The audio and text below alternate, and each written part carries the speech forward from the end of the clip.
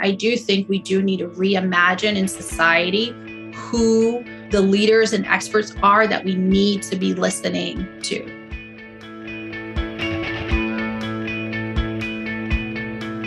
All right. Welcome, everyone. I am so thrilled to be here today with Domonique James. Dominique and I met, almost a year ago now, maybe. Right? It's been so exciting to follow your work and to connect in a number of different ways. And I'm just so thrilled to have you here with me today. So thanks so much for joining. Thank you for inviting me. I'm happy to end, this wild, wacky year with you, and looking forward to talking to you and your listeners. So let's just start with you introducing yourself. Tell us a little bit about sort of your background and what brings you to your work, and what does your work look like sort of in everyday practice? Excellent. Well, my name is Domonique James. I'm the founder and CEO of Politics with Purpose. We're a political communications agency based in DC, but I work with phenomenal change makers all around the country. And I do what I call is help leaders rise. So that is raise their influence to serve and empower others in media, in politics, and in philanthropy. And the reason why I do that is because just the world is a hot mess right now. Let's just be honest. And someone for me, I grew up in like a low income background. And I always say I'm an example of what happens when society gets impact right. So even though I grew up in a poor family, I had the federal Pell Grant, I had scholarships, I was in, mentorship programs, you name it, I participated in it. And it allowed me to go from a poor family to working for a US president. And I don't think that what happened to me should be, a unique story, right? Mm-hmm. That should really be the norm. If we have, public-private partnerships that are really meeting the needs, people, especially, I'm sure I was considered, an at-risk student. But in order to do that, and I would say something we're missing, and what I'm really excited to talk to you about today, is we really need to elevate or help help everyday experts, as I call them. So these are the people with not only that lived experience, but also that issue and local expertise. We really need them to be the voices that we listen to that are, featured in the media, helping write and craft policy, because then we're going to be able to fill all those blind spots that we have in society and really get social impact right. So that's why my, firm is called Politics with Purpose. I really do believe that politics is a vehicle through which we can address a lot of our challenges in society. And I'm excited to, help folks who are doing the great work on the ground, get recognized as the leaders and the change makers that they are. There's so many directions I want to take this conversation, but perhaps let's just start with kind of defining a few terms that come up in your communications work a lot, like PR, public relations, press, even maybe the way you talk about influencer.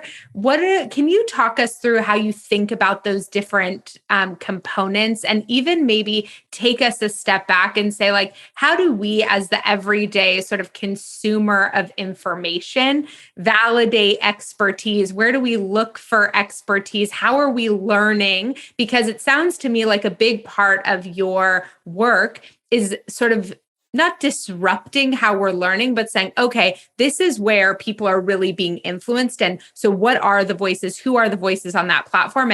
But who belongs there? We absolutely need to be disruptors and disrupt, politics as usual, philanthropy as usual, and even media as usual. So one of the first places that I like to start with everybody all the clients that I work with is understanding and really embracing the fact that you are an expert. And not only are you the expert, but you are actually the secret to social change. And I know for the, phenomenal people I work with, I imagine for everyone listening to this podcast now, we are, addressing education equity, economic inequity. I was just on a call with a coalition earlier today. They're organizing around childcare. We're solving a lot of these issues that keep holding people back and really society from reaching its full potential. And so first, I think when you really internalize, and I know that this was a shift for me, when you see yourself as an expert, when you see yourself as the gift or the person who has the secret or the answer to our problems, I mean, it then becomes a no-brainer and why you need to raise your influence, not only in the media, but in all of these necessary sectors. Because if we keep listening to the wrong people, we're going to keep repeating the same mistakes. And this is why we sit around and we say nothing's changed, right? Because fundamentally, the people who are making the decisions or the stories that we're telling, we're overlooking that. And so one of the ways we can do it is in the media. And I'm going to use media very, very broadly. But when I do a lot of media training with organizations, you kind of want to look at it like a landscape. So when we say media, broadly think TV, print, digital, any medium where, people, any communication platform, I should say. And at least how I look at the world, you typically have, your DC insider kind of like policy kind of media landscape, which you may need to address. Then you may have your general public, right, landscape. You may have an industry or a niche kind of landscape. So other people in your world who you may need to influence or communicate your message with. And then there's also the social media, landscape, right? So traditional news landscape and then a social media landscape. So I'll use kind of media broadly, but if you want to think of it like any way in which that you are disseminating or communicating your message, you should absolutely, be there, which is why I think communications is so fundamental to the success of, I know, political and advocacy organizations, but also the nonprofit organizations that I serve. And do you see, I'm just curious in terms of the way that clients come to you, or do you see a lot of resistance sometimes in the nonprofit sector from valuing sort of PR work or communications work in that way? Yes, I think it's twofold. I don't think that people see themselves as the experts. I was joking with a client the other day, and I was like, I just want to kill the word, kill the phrase community service, like death to community service, because I think it has it has all these connotations of like, we're doing this, it's like a charity, if you will.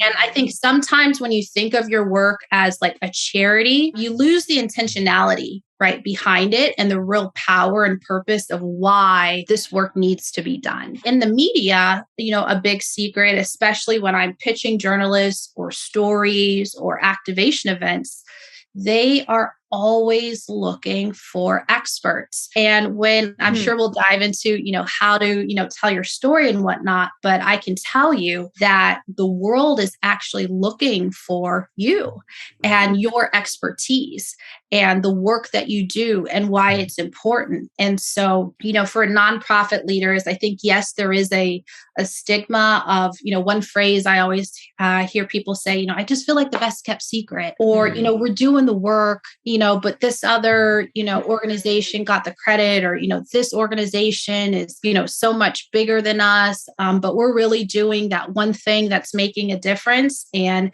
it's not that you want credit from a pride perspective, but I think that people want credit to be seen and to be heard, because fundamentally, they can contribute to that conversation, which is why I like to call that influence, and not necessarily charity or service, because we're doing some really, really important work to hold society together, at this point.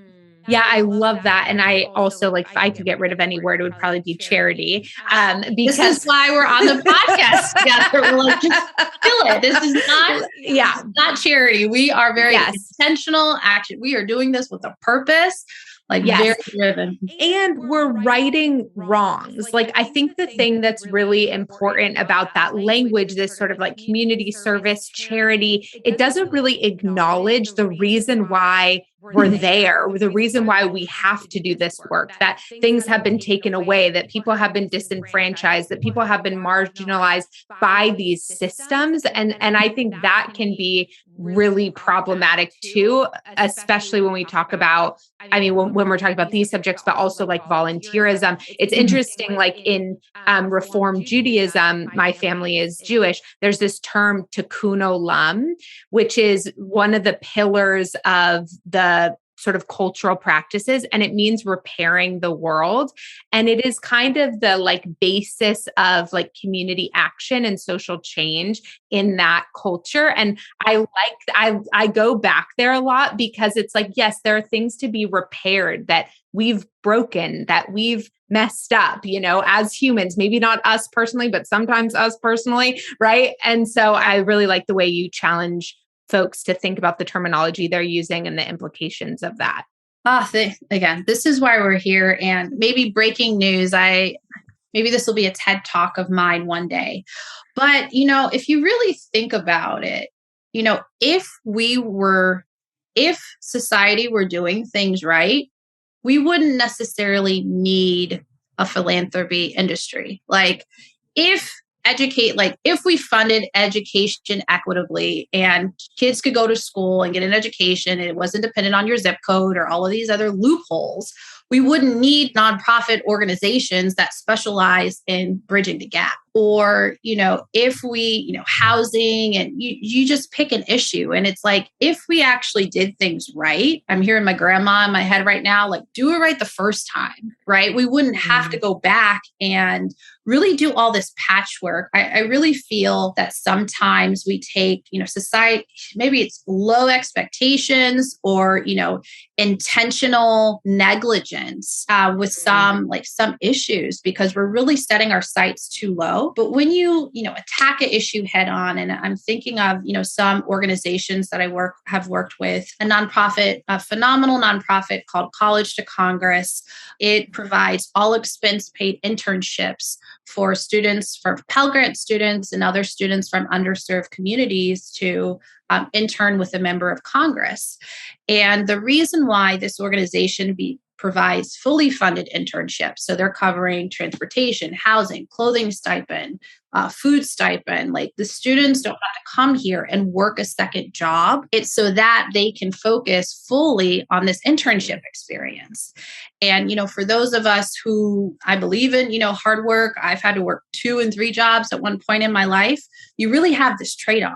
But if we do things right, if we create a way for students to have the true access and have true equity, there's just phenomenal things that they can go on to do. And with that nonprofit in particular, in the span of just 3-4 years, I've seen people go from congressional intern to running for office and becoming elected as a commissioner, go from a congressional intern to another student just got into Harvard. So, it's from college to Congress to Cambridge, from college to Congress to a commissioner.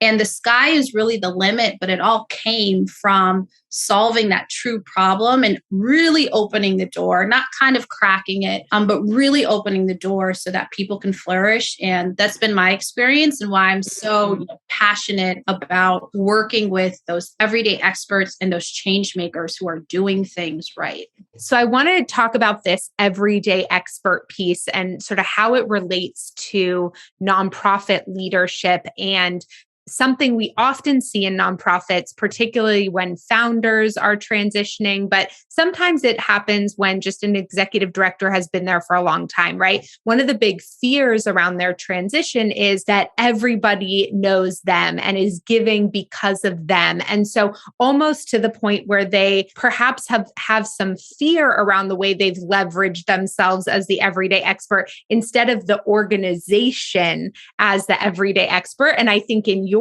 work, you really do both, right? Like you help elevate thought leadership from individuals, but you also do it in a way that's sustainable for an organization. So even if a person moves on, that thought leadership stays with the organization. So can you talk to us a little bit about that? Yes, absolutely. And I was like, now we're diving into work. So I think something I would encourage your listeners to do, and again, here's where I start, is fundamentally with branding. So you as an individual are a brand. My everyday experts, they, as leaders are brands, and then they're also branding a movement. and that movement can vary.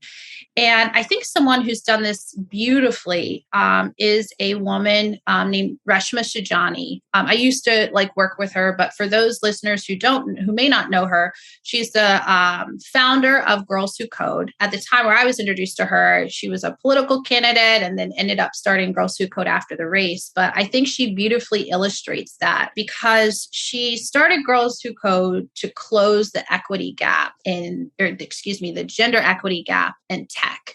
And she did this with she herself not being a tech or a coder person, but really took this organization on, and it's a household name in that industry.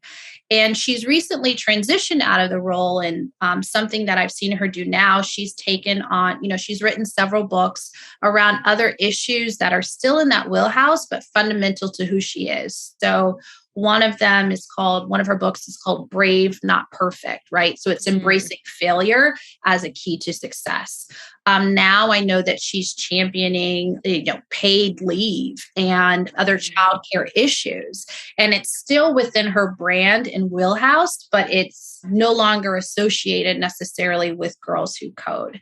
And I believe it's been in, several years, maybe 7-10 years since the organization has been around. Fact check me, on that. But she's transitioned out and found new leadership. Just yesterday, we saw that Jack Dorsey stepped down as the CEO of Twitter, but Twitter's not going anywhere, right? He has several other ventures. And so when you again brand yourself and that issue or issues that are important to you, that change you want to make in the world, that's what you want to carry with you. And then your organizations, your job titles, your books, whatever it may be, those are just vehicles by which your core, purpose is manifesting itself. And if you're a good leader, and if you've built a good organization and have a thriving movement, it should live beyond you, because that's what legacy, right, is about. And so that's ultimately, I think, what, people like the Reshma Shajanis of the world, the Jack Dorseys of the world, just some of those household names, right? People the Oprahs of the world who've built brands and movements, they're constantly manifesting their purpose in different ways. And it's not restricted to one organization or one entity. I think it's helpful as you think about kind of the storytelling of your personal brand that your work with a certain organization is a piece of that story, right? And so I'm sure there are sort of content pillars that are aligned or mission pillars that are aligned, but they ultimately can both exist without the other sort of indirect connection.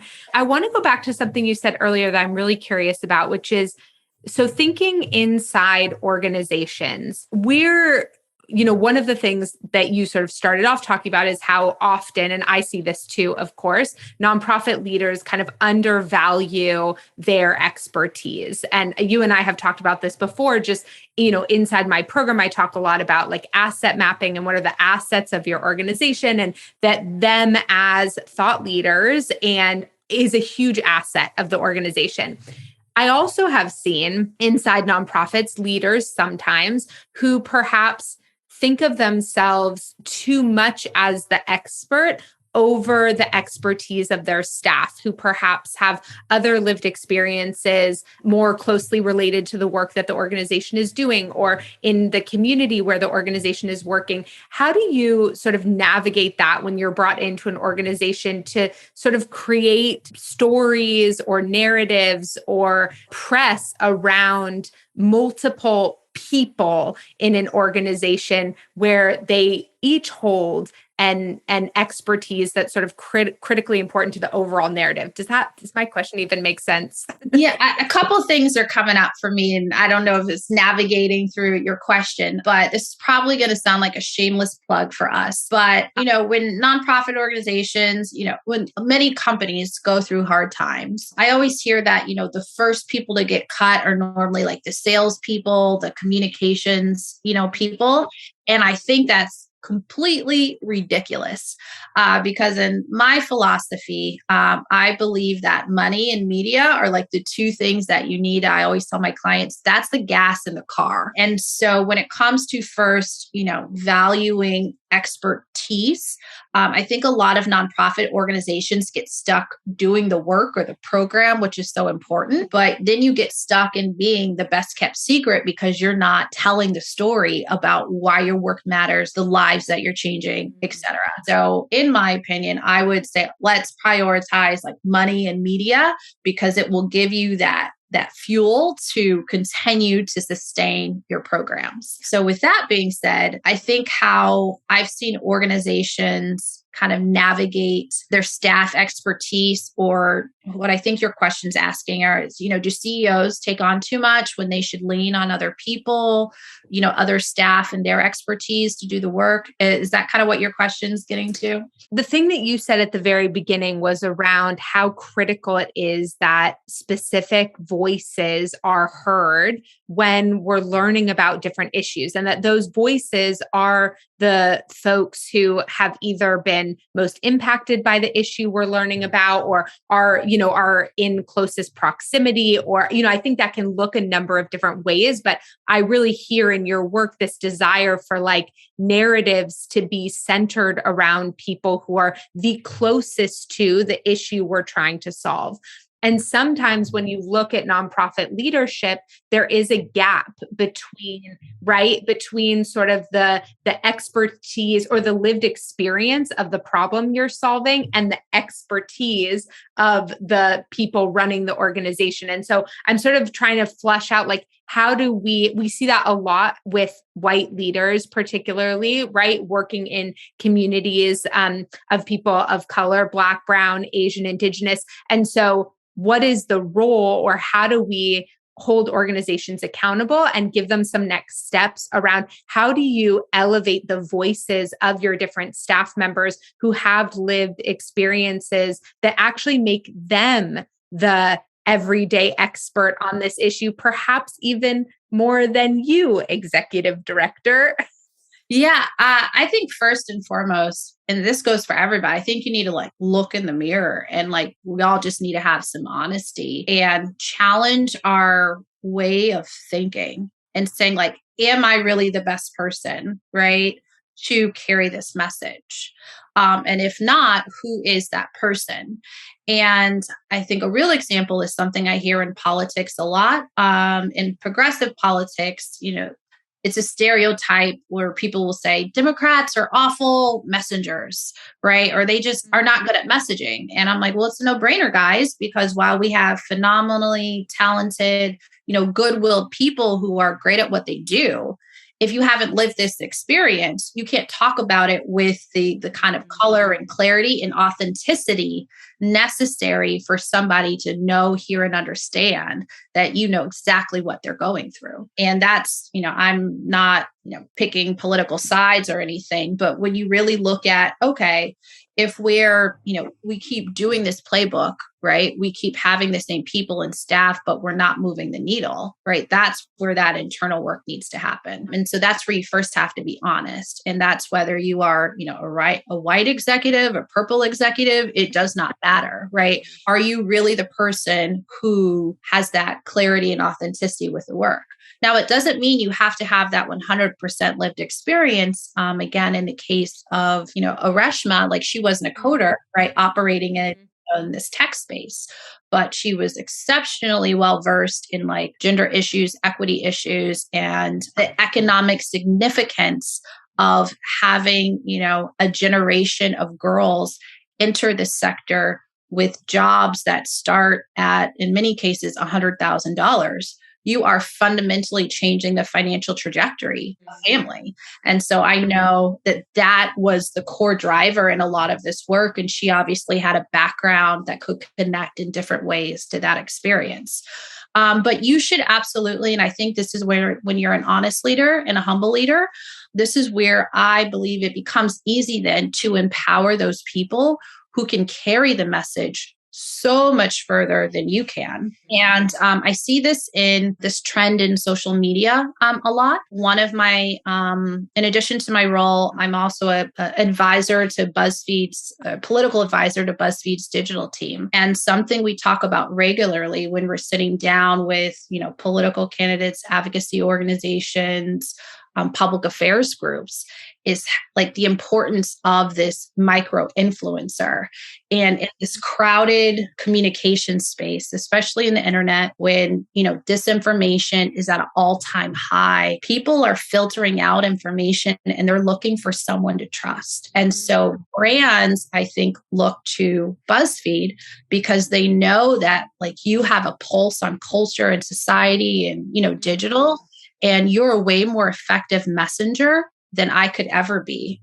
And you would be surprised at some of the clients that they work with, for some of their digital campaigns.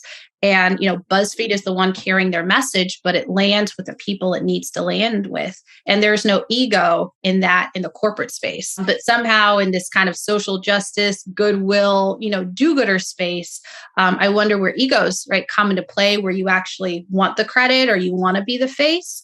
When we're actually looking and saying, how can we be more effective in moving this message forward and getting it out to the masses? Because that's going to make all of us look a little better. So it starts again with, I think, just brutal honesty. Hopefully in this podcast, you can hear that I'm, a pretty straight shooter. And I think when you're honest, that's when it allows you to have the clarity and see where your gaps are. And the next step then is going and actually empowering the people to be the decision makers or to tell their stories instead of you being the sole messenger. I love so many things about what you just said. And I think that you're bringing up this really interesting point around ego. And it's so interesting because so many of the things that you're talking about, I see both sides. I mean, we're talking about both sides, right? We're talking about the leaders who are afraid to call themselves the expert, right? Who I talk a lot about visibility challenges that many leaders face, right? Of discomfort being visible and the way that sort of perfectionism can play into that, right? And so that my guess is that a lot of what holds certain folks back from calling themselves an expert is that they're like, well, there's got to be someone out there who knows more about this than me. And so that sort of like quest for perfectionism then gets in the way of them ever showing up as fully as they can. Yeah. And, fundamentally, I guess that's what my work is about, right? Redefining who we consider experts. And, looking in the advocacy space, I remember this report I saw, I'll like make it up. It was some like Ivy League university had published this report. And it basically, boiled down to like the fact that, housing's too expensive, life is too expensive, and people can't afford to live. And I was like, slow clap, guys. Like, like, duh. And if you like spoke with regular people, right? Like you would like, we didn't need to commission this $100,000 study, right? To go find out that life is too expensive for people right now. And this is again, why I think it's so important for people to do this shift and say like, actually you are the expert, because what's happening is you have these people, and God bless all, the researchers and the doctors and the PhDs. And I live in Washington, DC, like everyone is like hyper credentialed, hyper educated here. So, which is good. We actually need like smart, well-studied people, right? Influencing decisions. But when that person is talking about an issue, whereas if you again look at yourself as a nonprofit leader and expert who's probably working 100 billion hours a week, right? You see this issue day in and day out, and you know the actual stories and problems and what people like, where people are actually still stuck on these issues. I would argue that actually makes you the expert on the issue. And because you're speaking about something that people are only reading about, and you can actually again, bring these issues to life. And so it really does start with you acknowledging and embracing the fact that you are an expert. And I would hope you would consider yourself an expert if you are working, again, you have a full-time job, and whatever these issues are, you see these issues day in, day out, you're changing and transforming lives. You absolutely can sit down and speak with authority about what's missing and what needs to change. And I don't know if we'll get into this later, but I can tell you, when I'm pitching leaders to the media, one of the first things that I have to be able to do is explain like who you are, why you're the person they need to be talking to, and why your work matters. So if you are not an expert, or if you cannot talk about your issue with some clarity or authority, then yes, this is why you'll continually be overlooked in the media and with all of these other opportunities, because you're fundamentally telling the world, society, that you don't know what you're talking about and what you're doing. And that clearly is not the case.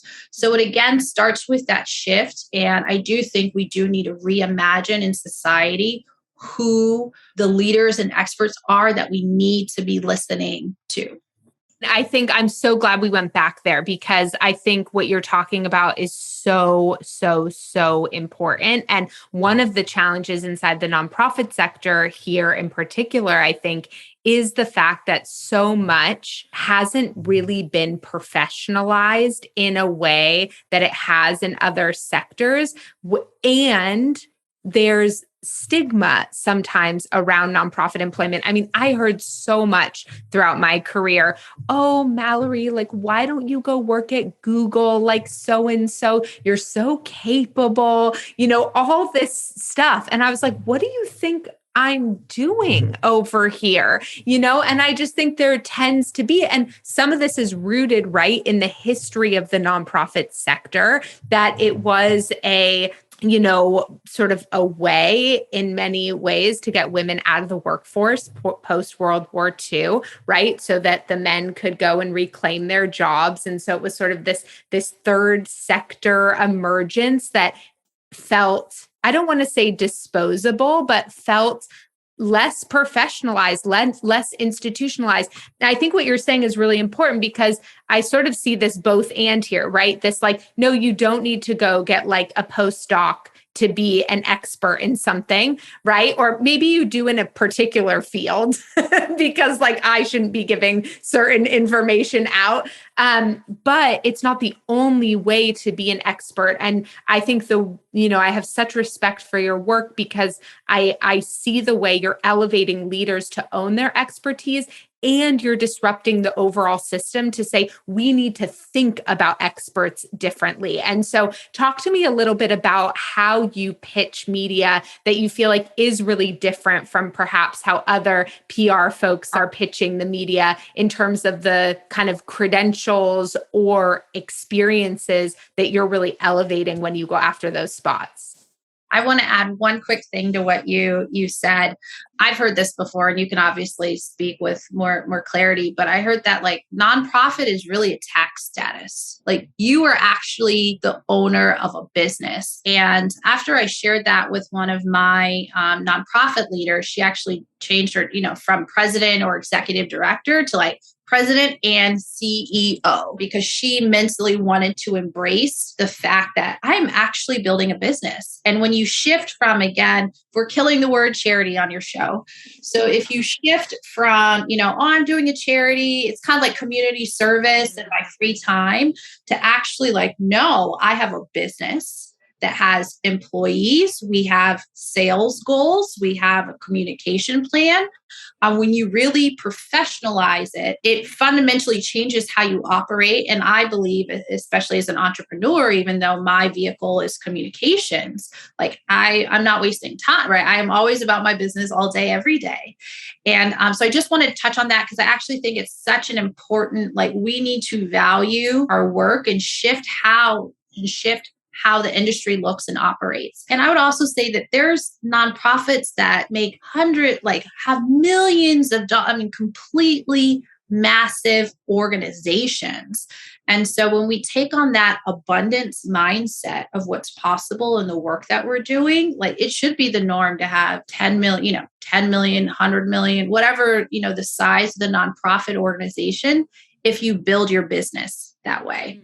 You keep it at community service level, you'll have, community service results. But if you're looking at it like I'm doing community impact and changing the world through this business vehicle, I think those organizations have that shift and the work speaks accordingly. So that is maybe another, session that we'll talk about professionalizing the industry. But when it comes to PR and, how I pitch organizations and nonprofit, again, there's a few key things. And where I start with every organization is one, you need clarity on who you are, and what you do and why it's unique.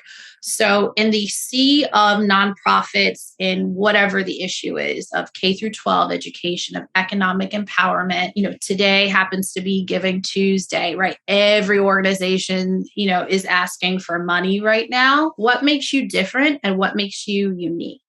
And that's something that I have to be able to answer as a comms person, but also that's something that you as the expert and the leader have to know, right? Why should I give? Again, it's all about sales, right? You think you're doing, comms and PR and charity. Life is actually all about sales.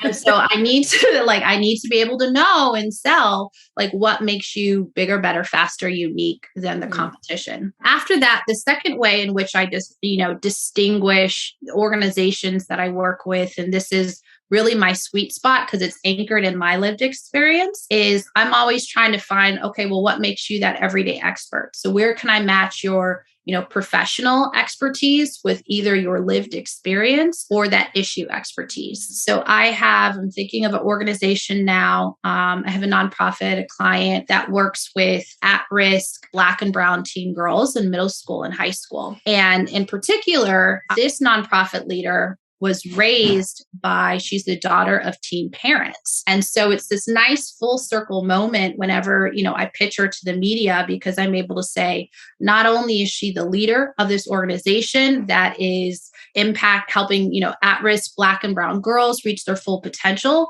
but she's lived it too, because she's the daughter of teen parents. And so she knows the exact issues, and she, is a first generation, college graduate, and, did all of these phenomenal things. And it really, in the media or journalist eyes, it really says, oh, okay, this person is unique, because then I get a 2-for-1, right? I know somebody who can, again, talk about the issues and why it matters, but I know someone who's going to have a really, really beautiful story that they can add to this, or in the media, we call it that human interest element, and really make it sound like a person and not just like a research in a textbook. So I do that with not only the principals of the organizations, but I'm also always looking for the, program participants who bring your impact to life as well. Last month was, I think it was National Bully Prevention Month, was relatively recently.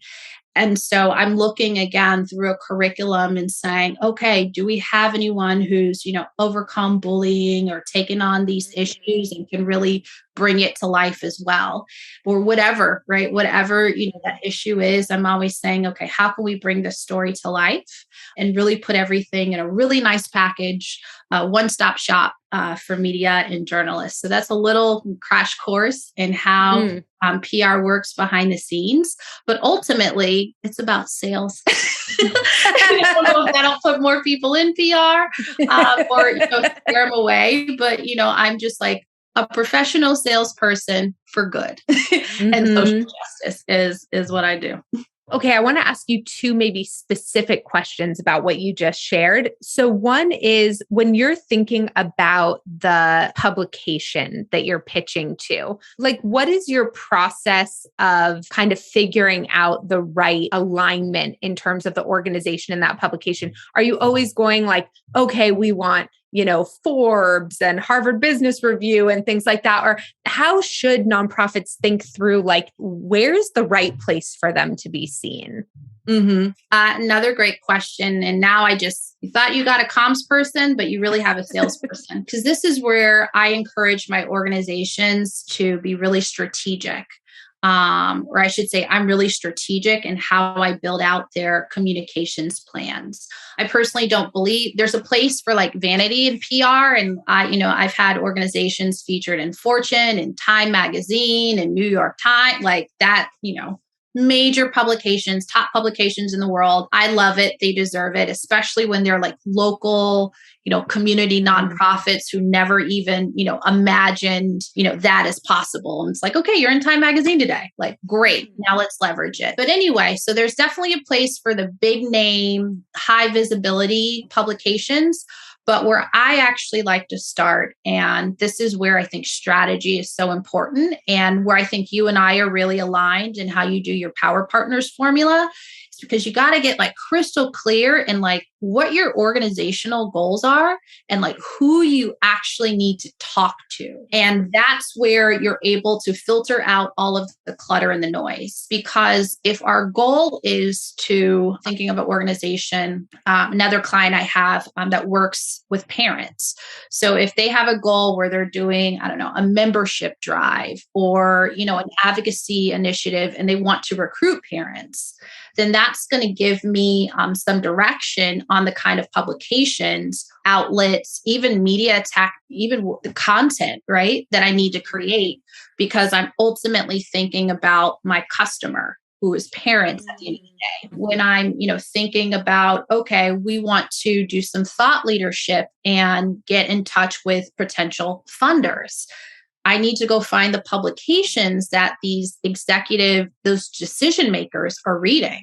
And it may not be Teen Vogue, right? We may need to go get in the Washington Business Journal or whatever the local business journal is. We may need to go get in a Forbes or get in a different industry specific publication. So this is why, again, it's important to kind of professionalize the work that you do and really know what you need to accomplish as an organization and have clarity on who your customers are, because the media and the publication then is just a bridge to your end customer. And that's really, again, the secret of, you know, what I do when I'm building these strategic plans, because I'm like, okay, who do we actually need to get in touch with?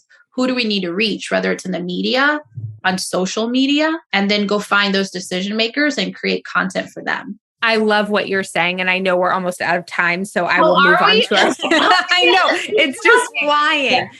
But there are a few things I just want to kind of double click on that you just said. One is that, you know, I say in fundraising a lot, like not all money is created equal, right? Like you want to find money that's in deep alignment with the work that you're doing. And I feel like that's what you're talking about here too, in terms of like press and media, right? That the more alignment that's there, the more beneficial it's going to be. The other thing I really want people to hear, especially folks who are inside Power Partners, is that I think what you just highlighted is what to do when you have an asset gap.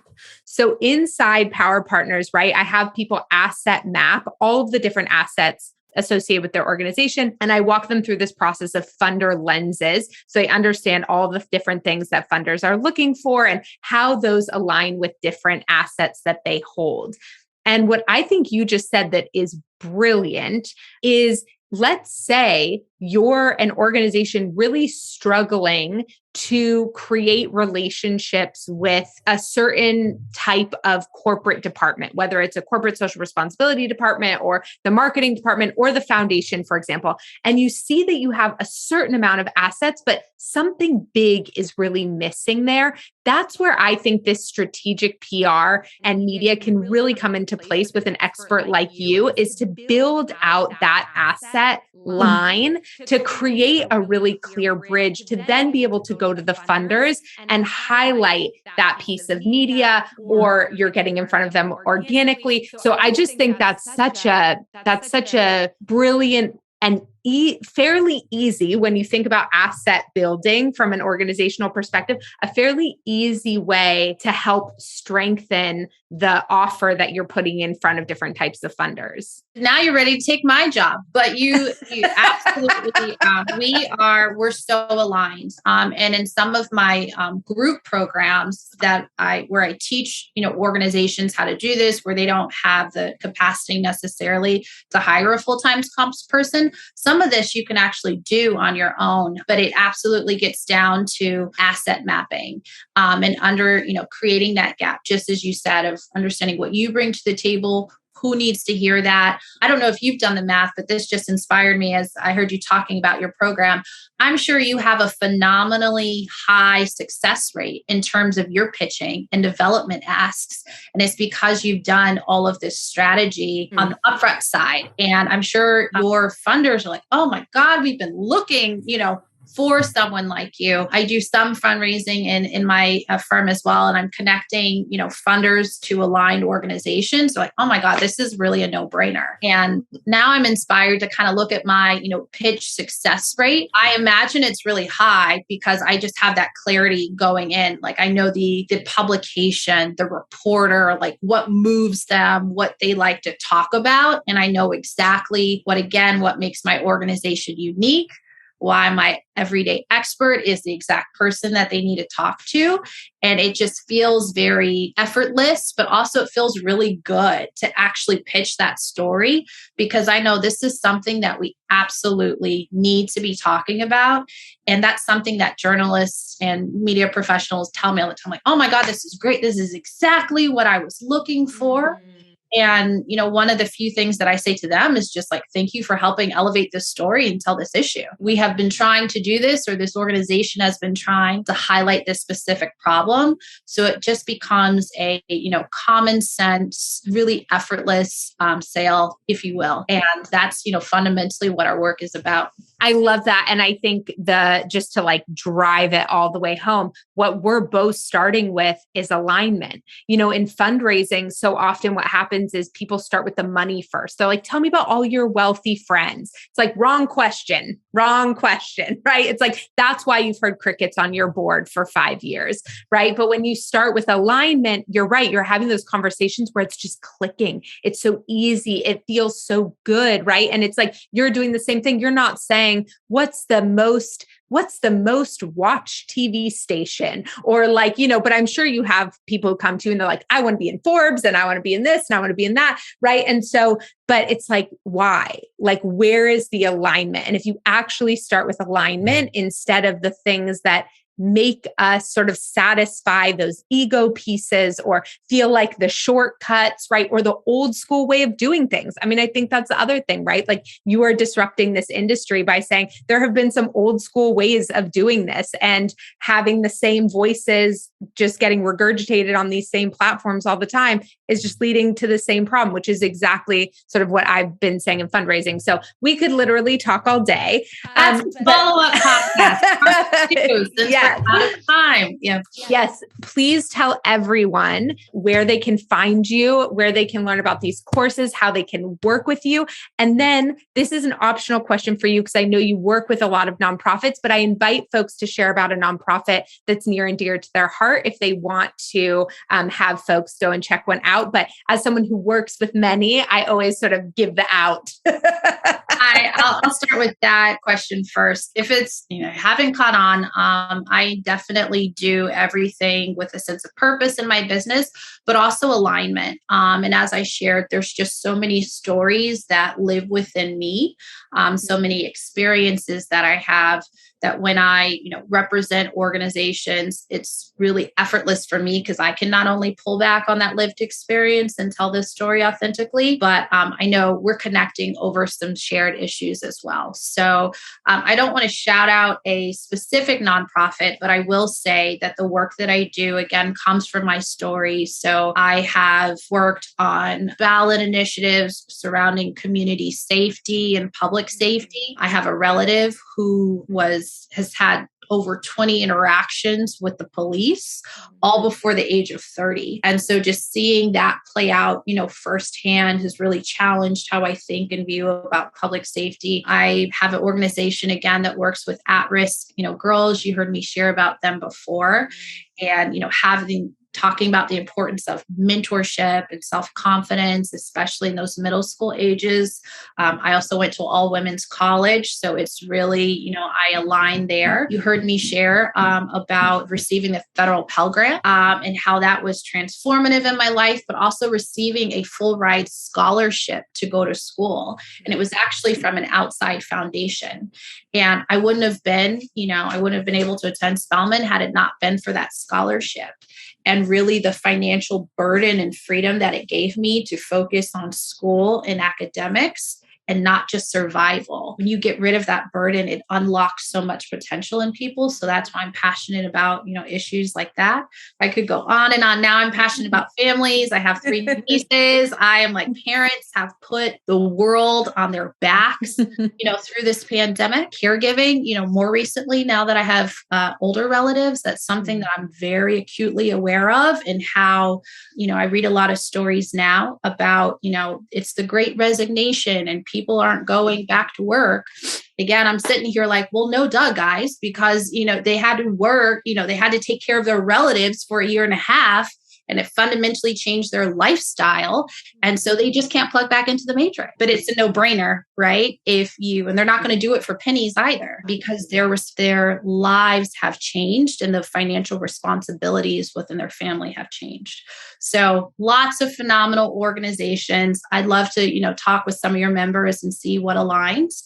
But where people can find me, the name again of my agency is Politics with Purpose. The website is politicswithpurpose.com. There's several, ways that we can work together, not only, privately through some VIP impact days, but also through some coaching programs or group programs where we teach you how to, raise your influence in the media, especially when you have a tight staff. My name is Domonique James. That's Domonique. I always tell people, if you know how to spell my name, you know how to find me. And I hope that I get a lot of LinkedIn requests after this podcast goes live, because I know that the work that we're doing, again, folks have their head on the ground. We're doing the work. I'm, ready to help you rise so that we can be the people who are really making the world better and helping us make better decisions. Thank you for joining us today and for this amazing conversation. I'm really so grateful for you.